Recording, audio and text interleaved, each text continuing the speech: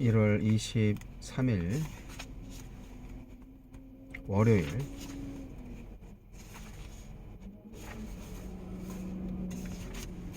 마태복음 3장 1절로 12절 말씀.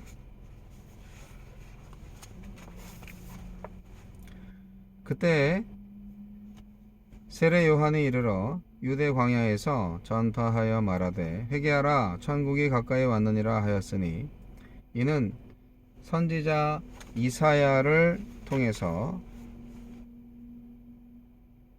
말씀하신 자라 일렀으되 광야에 외치는 자의 소리가 있어 이르되 너희는 주의 길을 예비하라 그가 오실 길을 곧게 하라 하였느니라. 이 요한은 낙타털 옷을 입고 허리에 가죽띠를 띠고 음식은 메뚜기와 석청이었더라.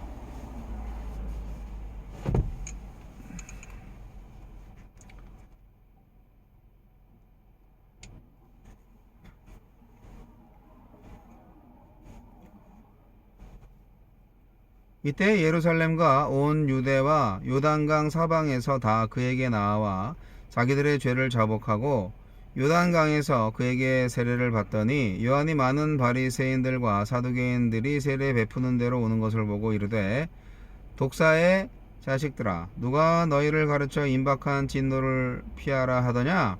그러므로 회개에 합당한 열매를 맺고 속으로 아브라함이 우리 조상이라고 생각하지 말라.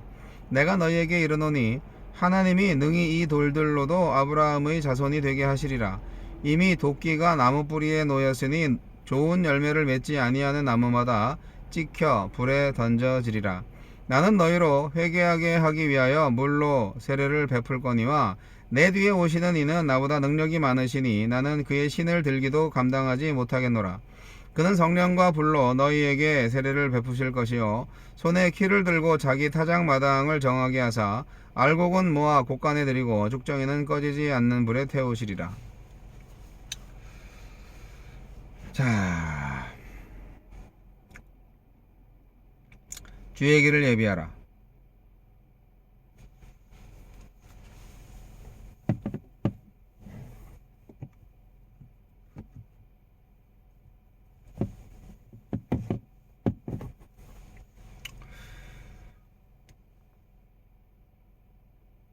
세례 요한은 왕의 길을 준비하는 전령처럼 주님이 오실 길을 예비합니다. 요단강에서 회개의 세례를 베풀고 성령과 불로 세례를 주실 그리스도를 증언합니다. 예수님은 어떤 분입니까? 세례 요한은 전령자일 뿐 예수님이 왕이십니다. 요한은 죄의 자백을 이끌어냈지만 죄의 용서는 주님께 달려 있습니다. 요한은 임박한 심판을 경고했지만 심판을 집행하실 분은 주님이십니다. 농부가 키를 들고 알곡과 쭉정이를 가려내듯 주님은 회개한 자인지 아닌지 자기 백성인지 아닌지 가려내실 것입니다. 종교적인 허울로는 주님의 눈을 속일 수도 없고 성령의 불을 견딜 수도 없습니다. 우리에게 주시는 교훈은 무엇입니까? 메시아가 오기 전에 엘리야가 오리라던 기대대로 요한은 구약의 마지막 선지자로 왔습니다. 요한의 사명은 왕의 오심을 알리며 사람들이 왕을 영접하기에 합당한 마음으로 살게 하는 것입니다. 왕을 영접하는 데 필요한 마음이 바로 회개입니다. 회개는 죄에서 떠나 주께 돌아오는 것만이 아니라 내 주권을 포기하고 주님의 다스림을 받아들이는 일입니다.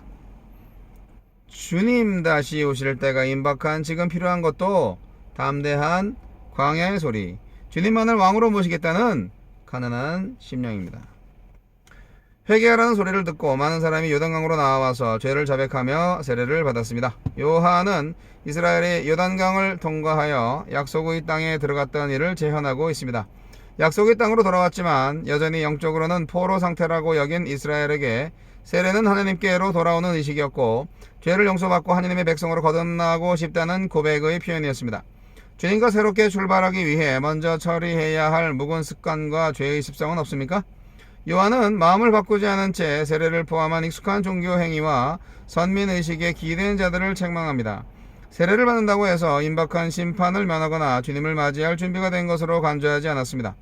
회개 없이 세례만 받아서는 하나님의 백성이 아니라 주님을 죽이는 데 앞장서는 독사의 자식으로 전락할 수 있다고 경고합니다. 요한은 이렇게 하느님의 백성의 기준을 엄격하게 말하는데 우리는 너무나 쉽게 구원을 말하는 거 아닙니까? 주여 마음 다해서 회개하며 허울을 걷어내고 다시금 예수님을 왕으로 모시고 살게 하소서. 오늘 제목이 주의 길을 예비하라는데요. 주의 길을 예비하라는 얘기는 결국 세례 요한 얘기잖아요. 침례교원 목사로서 세례를 침례라고 읽어야 되는데 그게 글자로는 세례로 되어 있으니까 참 그래서 그냥 오늘 세례를 읽었습니다. 그냥 침례로 알아들으시고 세례 요한이 광야에서 하느님의 나라를 선포하죠. 하느님 나라가 이제 천국이 왔다. 회개하라 이렇게. 결국 이거 뭐냐면 메시아가 오신다는 말씀을 하신 거고 왕이 오셔서 이방 나라를 이기고 이제 새로운 나라를 만드실 것이다. 그때가 됐다라고 하는 거죠. 6개월 전에 활동을 시작한 이 세례 요한, 광야에서 외치는 자의 소리. 광야의 사람이었죠. 엘리야처럼 옷을 입고 메뚜기와 석청을 먹고 살면서 선포하는 하나님. 하나님이 이런 분을 쓰시다니. 하지만 기득권자들이 이 세례 요한을 좋아할 리가 없습니다. 존경할 만한 부분이 있기도 하지만 좋아할 리가 없습니다. 그런데 결국 이것이 하나님의 뜻이죠. 하나님이 어떤 사람한테 하나님의 일을 맡기는가가 우리 인간들의 기준하고는 완전히 다른 거예요. 우리는 저 사람한테 이 일을 맡기면 참 잘할 것 같아. 이런 기준을 딱 생각할 때 회개하라, 천국이 가까워왔다, 이런 얘기를 전달을 할 사람을 고를 때 우리라면 세례요한 같은 사람을 고르겠어요? 글쎄.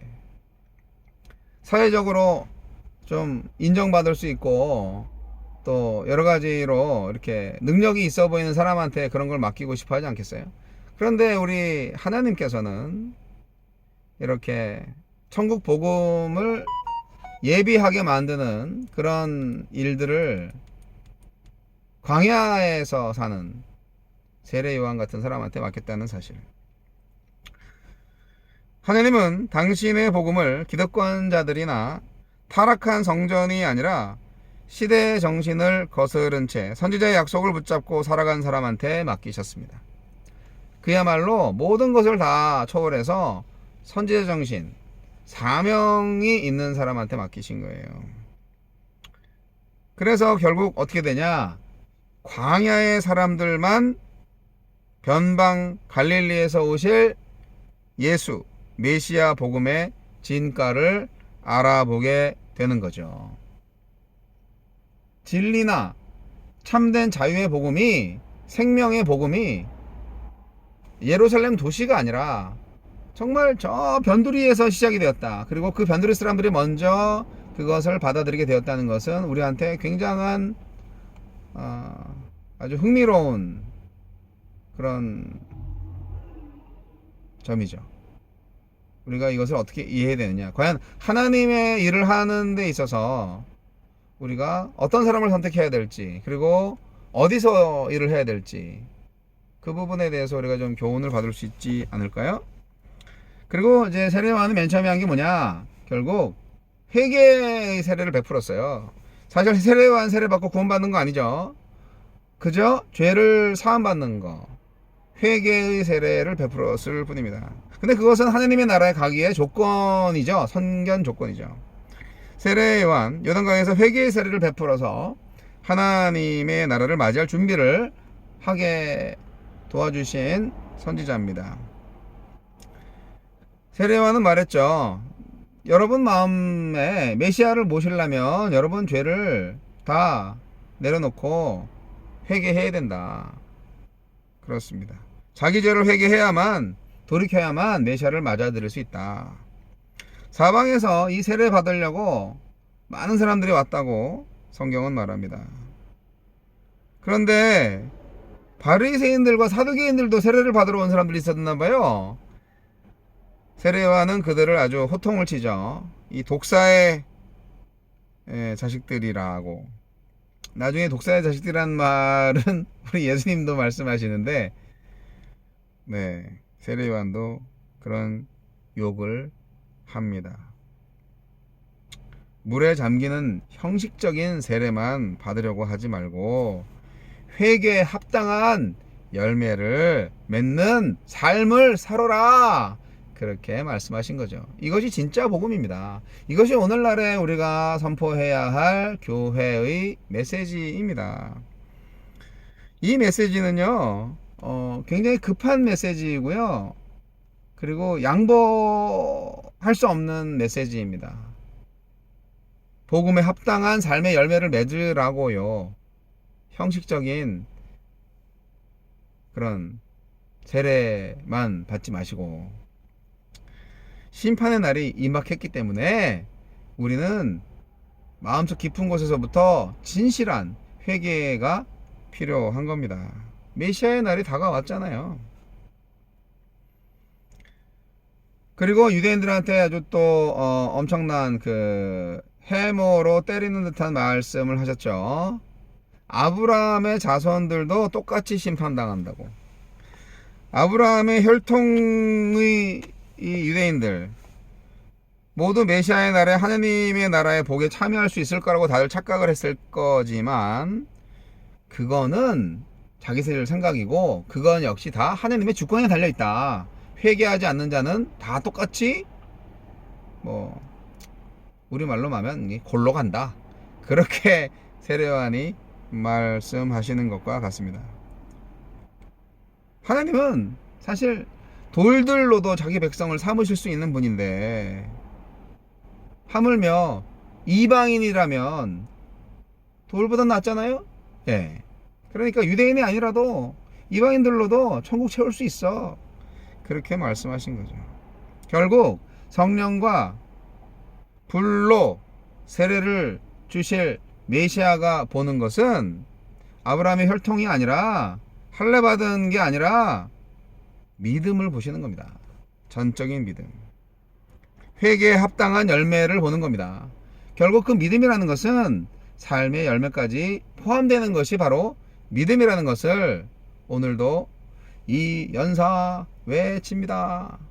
우리가 이제까지 기독교에서 너무나 많은 개념적인 믿음만을 얘기했어요. 사실 인정의 생각만의 믿음만을 얘기했어요. 삶의 열매에 대해서 너무나 관대했어요. 이제 기독교는 그러시면 안 됩니다.